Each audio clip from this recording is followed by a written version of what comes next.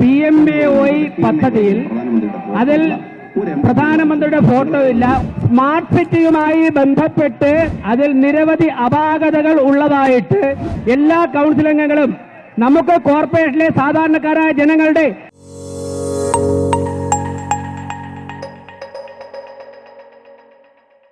നമസ്കാരം. ഇക്കഴിഞ്ഞ മെയ് 19 നമ്മളൊരു വാർത്ത പുറത്തുവിട്ടിരുന്നു. അതായത് തിരുവനന്തപുരം വിഴിഞ്ഞത്തുള്ള, അതായത് മതിപ്പുറത്തുള്ള ഒരു ഫ്ലാറ്റ് നിർമ്മാണവുമായി ബന്ധപ്പെട്ടുള്ള വാർത്തയായിരുന്നു. 2017 എന്ന് തോന്നുന്നു. 2010 ശേഷമാണ് വിഴിഞ്ഞത്തെ മത്സ്യത്തൊഴിലാളികൾക്കായി രാജീവ് ആവാസ് യോജന പദ്ധതി പ്രകാരം 90-ലധികം കോടി രൂപ ചെലവഴിച്ചുകൊണ്ട് മത്സ്യത്തൊഴിലാളികൾക്ക് വേണ്ടി വലിയ ഫ്ലാറ്റ് കെട്ടി നൽകുന്നത്.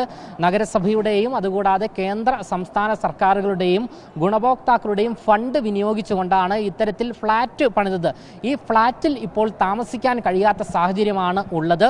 4 വർഷം പിന്നിടുമ്പോൾ, അതായത് ഫ്ലാറ്റ് നിർമ്മാണം കഴിഞ്ഞ് താമസം നടന്നുകൊണ്ടിരിക്കുന്ന 4 വർഷം കഴിഞ്ഞതിന് ശേഷം ഈ ഫ്ലാറ്റ് പൂർണ്ണമായും പൊളിഞ്ഞു വീഴുന്ന സാഹചര്യം. ഈ വാർപ്പിൻ്റെ എല്ലാം തന്നെ കമ്പി പൂർണ്ണമായും ദ്രവിച്ച നിലയിലായിരുന്നു. നമ്മൾ അതിൻ്റെ വാർത്ത പുറത്തുവിടുകയും ചെയ്തിരുന്നു. എന്നാൽ ഈയൊരു നിർമ്മാണത്തിലെ അപാകത ചൂണ്ടിക്കാണിച്ചുകൊണ്ട് മേയർ VV രാജേഷും ഇക്കഴിഞ്ഞ ദിവസം രംഗത്ത് വന്നിരുന്നു. അദ്ദേഹം വാർത്താ സമ്മേളനത്തിൽ ഉൾപ്പെടെ ഈ ഒരു വിഷയം പരാമർശിക്കുകയും ചെയ്തിരുന്നു. ഈ നിർമ്മാണത്തിലെ അപാകത കണ്ടെത്തുന്നതിനായി തിരുവനന്തപുരം എഞ്ചിനീയറിംഗ് കോളേജിനെ സമീപിച്ചിരിക്കുകയാണ്. അതായത് ശാസ്ത്രീയമായ പരിശോധന നടത്താൻ തയ്യാറാവുകയാണ് എന്ന് മേയർ VV രാജേഷ് വ്യക്തമാക്കിയിരുന്നു. അതായത് ഈ നിർമ്മാണത്തിൽ വലിയ അപാകത സംഭവിച്ചിരിക്കുന്നു, എന്തിൻ്റെ കുറവ് മൂലമാണ് ഇത്തരത്തിൽ ബിൽഡിംഗ് ഇടിഞ്ഞു പൊളിഞ്ഞ് വീഴുന്നത് എന്നുള്ള ചോദ്യങ്ങൾ ഉൾപ്പെടെ ഉയർന്നു നിൽക്കുന്നു. സിമൻറ്റ് ഉപയോഗിക്കാതെയാണോ ഈ ഒരു ബിൽഡിംഗ് കെട്ടിപ്പൊക്കിയത് എന്നതുൾപ്പെടെയുള്ള ആരോപണങ്ങളും ചോദ്യങ്ങളും എല്ലാം തന്നെ ഉയർന്നു നിൽക്കുന്ന സാഹചര്യത്തിലാണ് മേയർ ഇക്കഴിഞ്ഞ ദിവസം പറയുന്നത് ഈ നിർമ്മാണ പ്രവൃത്തിയുമായി ബന്ധപ്പെട്ട് ഫോറൻസിക് ഓഡിറ്റ് വരുവാൻ പോകുന്നു എന്ന്. ആ കാര്യം നിലവിലിപ്പോൾ നഗരസഭയിൽ അദ്ദേഹം പറയുകയാണ്. ആ ഒരു ഓഡിറ്റ് നടത്തും എന്ന് മേയർ VV രാജേഷ് ഇപ്പോൾ തിരുവനന്തപുരം നഗരസഭാ കൗൺസിൽ യോഗത്തിൽ വ്യക്തമാക്കുകയാണ്.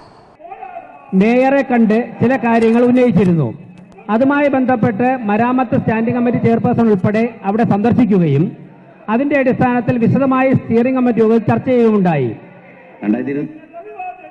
ഈ വീഡിയോ കണ്ടതിന് ശേഷം നമുക്ക് ബാക്കി കാര്യങ്ങളിലേക്ക് പോകാം. ബഹുമാനപ്പെട്ട തദ്ദേശ മന്ത്രി ശ്രീ KM ഷാജി, ഒരു പ്രധാനമന്ത്രിയുടെയോ ഏതെങ്കിലും ഒരു മുഖ്യമന്ത്രിയുടെയോ ഫോട്ടോ ഇതിനകത്ത് നിങ്ങൾക്ക് കാണിച്ചു തരാൻ പറ്റുമെങ്കിൽ നിങ്ങൾ പറയുന്നതാണ്.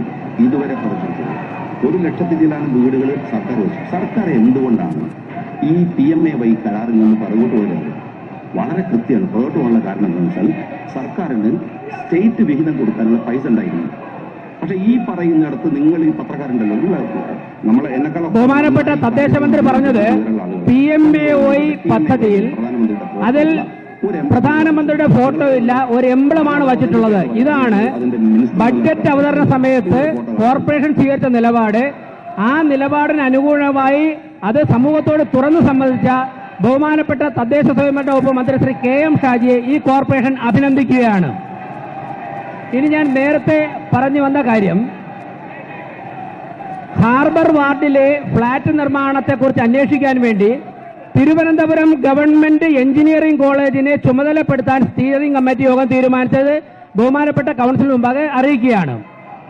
അതോടൊപ്പം തന്നെ സ്മാർട്ട് സിറ്റിയുമായി ബന്ധപ്പെട്ട് നടന്ന പ്രവർത്തനങ്ങളെക്കുറിച്ച് വളരെ വിശദമായി ചർച്ച ചെയ്തപ്പോഴേക്കും അതിൽ നിരവധി അപാകതകൾ ഉള്ളതായിട്ട് കോർപ്പറേഷൻ ഭരണസമിതിക്ക് ബോധ്യപ്പെട്ടതിന്റെ അടിസ്ഥാനത്തിൽ എത്രയും പെട്ടെന്ന് തന്നെ ചീഫ് സെക്രട്ടറിയോട് സ്മാർട്ട് സിറ്റിയുടെ യോഗം വിളിച്ചു ചേർക്കണമെന്ന് ആവശ്യപ്പെടുവാനും ആ യോഗത്തിൽ സ്മാർട്ട് സിറ്റിയുടെ തുടക്കം മുതൽ ഇതുവരെ നടന്ന പ്രവർത്തനങ്ങളെക്കുറിച്ച് ഫോറൻസിക് ഓഡിറ്റിന് വിധേയമാക്കുവാനും തീരുമാനിച്ചിരിക്കുന്ന വിവരം ബഹുമാനപ്പെട്ട കൗൺസിൽ മുമ്പാകെ അറിയിക്കുകയാണ്.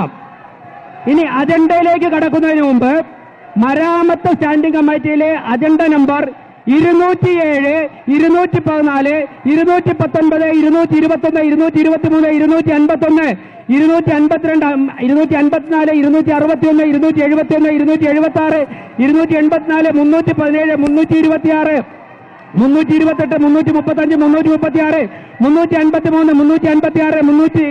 371, 372, 375, 383, 420, 421, 427, 435, 436, 456, 475, 479, 497 എന്നീ അജണ്ടകൾ മാറ്റിവച്ചിരിക്കുന്ന വിവരം അറിയിക്കുകയാണ്.